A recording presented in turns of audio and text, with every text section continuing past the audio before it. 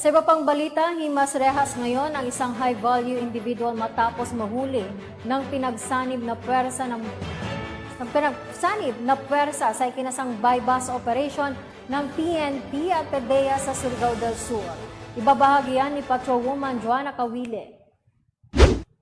Ang isang high-value individual sa ikinasang buy-bust operation ng PNP at PDEA sa Purok Santo Niño, Barangay Bungtod, Tandag City, Surigao del Sur, Lunes, 6 ng Marso. Kinilala ang naaresto na si alias Sarce, 37 anyos na umano'y drug surrenderer at high-value individual, watch-listed pusher at residente ng Purok, Kalipayan, Barangay San Agustin Sur, Tandag City. Bandang alas 7:48 ng gabi nang ikasang operasyon ng mga tauhan ng Surigao del Sur, Provincial Drug Enforcement Unit, Provincial Intelligence Unit, Tandag City Police Station at Philippine Drug Enforcement Agency 13. Nakuha mula sa suspect ang 0.08 gramo ng hinihinalang shabu na nagkakahalaga ng 5,440 pesos, isang 500 peso bill na mayroong serial number HF199104 bilang mark money at isang unit ng Redmi cellphone. Kasalukuyang nasa kustudiya ng Tandag City Police Station ang suspect na mahaharap sa kasong paglabag sa Republic Act 9165 at ang mga nakumpiskang bagay para sa tamang disposisyon. Ang pagkakaaresto sa suspect ay bunga ng walang humpay na pagpapatupad ng batas ng PNP Caraga upang mapanatili ang kaayusan at kapayapaan sa ating pamayanan.